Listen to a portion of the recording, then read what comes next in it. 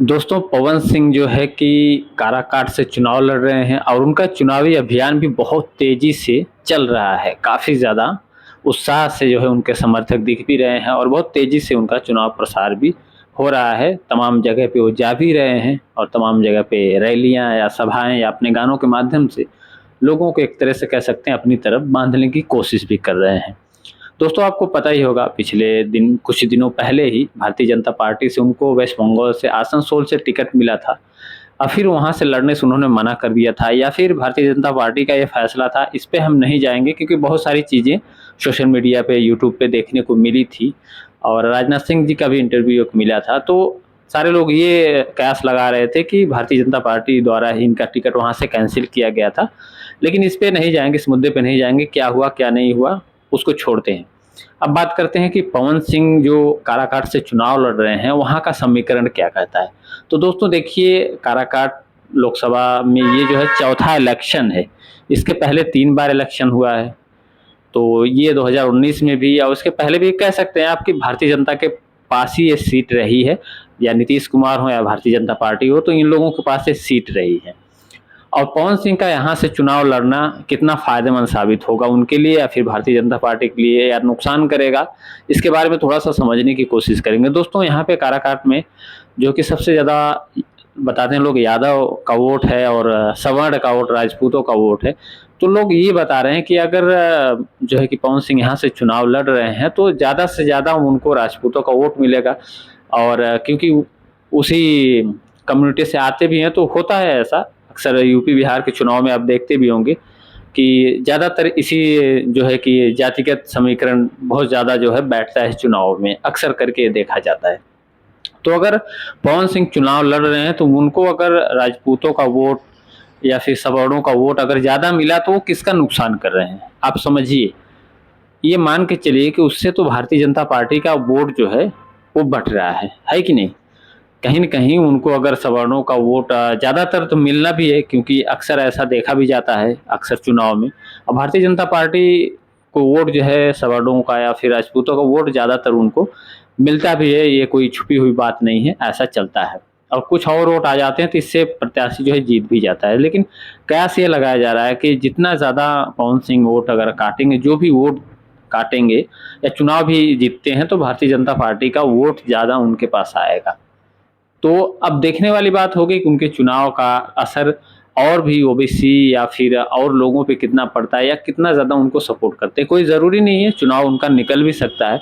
अगर राजपूत या फिर सवर्ण या फिर ओबीसी के अगर लोग उनको सपोर्ट करें, तो मुझे लगता है कि उनका चुनाव जो है निकल भी जाएगा। क्योंकि होता क्या है कि जब कलाकार एक चुनाव लड़ता है, तो चूँकि कलाकार के फॉलोअर्स जो होते हैं, वो जातिगत राजनीति से थोड़ा-सा ऊपर भी उठ के वोट करते हैं, ऐसा देखा जाता है। इसीलिए पार्टियाँ जो है कलाकारों के ऊपर दाँव खेलती हैं।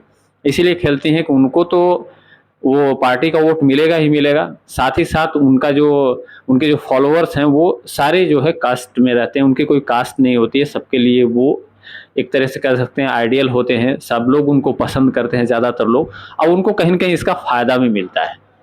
तो लोग ये कयास लगाया जा रहा है कि पवन सिंह जो अगर सवर्णों का वोट अगर मिला या फिर ओबीसी या फिर और एससी एसटी जो भी वोट अगर उनको मिला, क्योंकि वो एक कलाकार हैं, तो इस तरीके से उनका चुनाव निकल सकता है। कहीं न कहीं यही सोच के उन्होंने काराकाट से चुनाव लड़ना तय किया, मुझे लगता है ऐसा।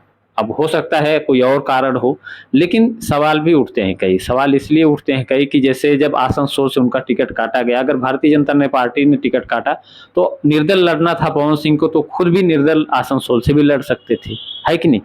वहाँ से भी वो चुनाव लड़ सकते थे। निर्दल प्रत्याशी के रूप में आए हैं तो उनको कोई रोक-टोक तो है नहीं, तो जहाँ से चाहे वहाँ से लड़ सकते हैं। और इसके पहले चर्चा उठ रही थी कि वो आरा से चुनाव लड़ना चाह रहे थे। तो अगर आरा से लड़ना चाह रहे थे तो भारतीय जनता पार्टी से अगर उनको टिकट नहीं मिला या फिर किसी पार्टी से टिकट नहीं मिला, तो निर्दल प्रत्याशी के रूप में आरा से भी चुनाव लड़ सकते थे, है कि नहीं? ये सवाल है एक। अब इसके पीछे क्या वजह है कि आखिर काराकाट ही क्यों उन्होंने चुना? ये सोचने वाली बात है। क्योंकि और भी बहुत सारी जगहें हैं जहाँ से वो चुनाव लड़ सकते थे, क्योंकि जब निर्दल प्रत्याशी के रूप में आता है कैंडिडेट, तो वो उसके ऊपर है ना, वो कहाँ से चुनाव लड़ेगा। अब क्या सोच के काराकाट से वो चुनाव लड़ रहे हैं, ये तो खैर वही जानेंगे। फिलहाल अलग-अलग तरीके से लोग अपना अंदाज़ा लगा रहे हैं, अपनी जो है कि राय दे रहे हैं।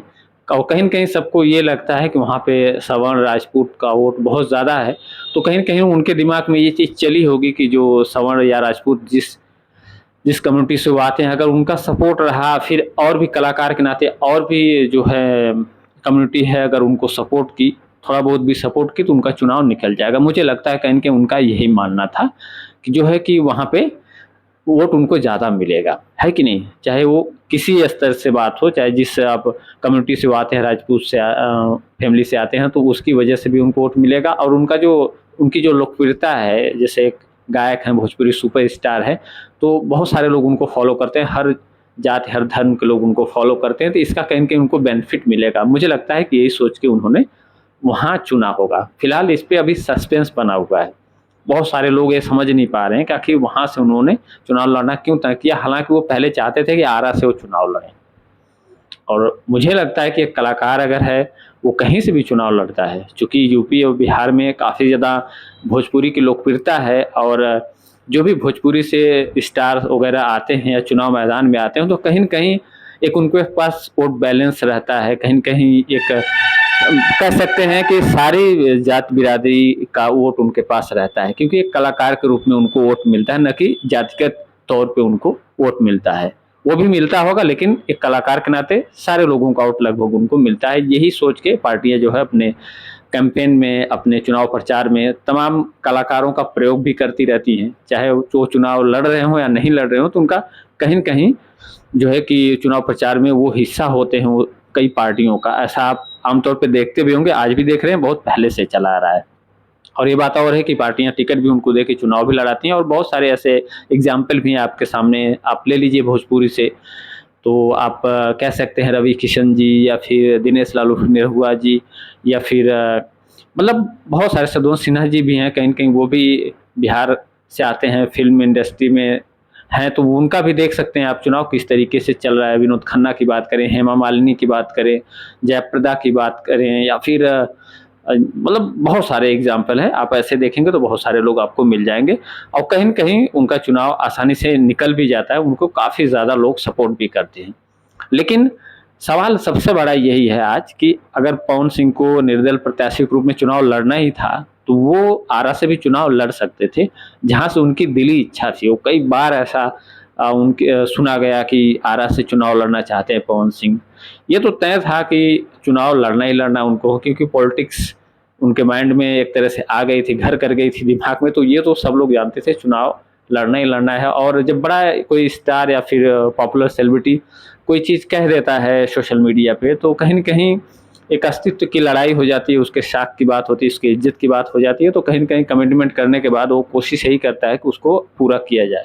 और कहीं न कहीं पवन सिंह की दिली इच्छा भी रही होगी और कमिटमेंट भी उनका था और कहीं न कहीं चुनाव किसी परिस्थितियों में कटा जब आसनसोल से, तो उनका फैसला आया कि नहीं, चुनाव मुझे लड़ना ही लड़ना है। और फिलहाल टिकट नहीं मिला, कोई ज़रूरी नहीं होता।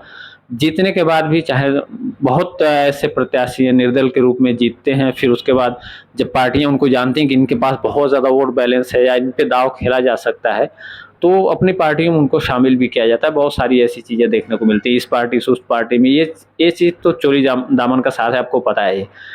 कोई आज इस पार्टी में उसकी बुराई कर रहा है, कोई उस पार्टी से उसकी बुराई कर रहा है और निर्दल की बात ही छोड़ दीजिए। निर्दल प्रत्याशी तो फ्री है, किसी की तरफ भी जा सकता है, खैर है कि नहीं? तो कह सकते हैं आपकी पार्टियां जब देखते हैं कि इनके पास वोट बैलेंस है या प्रत्याशी निर्दल जीत सकता है, तो हमारी पार्टी में आएगा तो सीट पक्की है। तो ये एक सोच के राजनीति आजकल चलती, पॉलिटिक्स आजकल हो रही। फिलहाल आपको क्या लगता है कि आरा से पवन सिंह चुनाव क्यों नहीं लड़े? अगर निर्दल प्रत्याशी के रूप में ही लड़ना था, काराकाट क्यों उन्होंने चुना? मेरे हिसाब से तो यही लगता है कि कुछ जातिगत समीकरण या कुछ उनकी लोकप्रियता, उसको ध्यान में रखते हुए वो काराकाट से चुनाव लड़ने का फैसला किए हैं कि उनको लगता है कहीं न कहीं वहाँ से वो जीतेंगे। फिलहाल आपके मतलब विचार में क्या है? क्या राय रखते हैं? कमेंट सेक्शन में बताइएगा और नए हैं तो चैनल को सब्सक्राइब करके सपोर्ट करिएगा। मिलते हैं अगली वीडियो में, तब तक के लिए जय हिंद।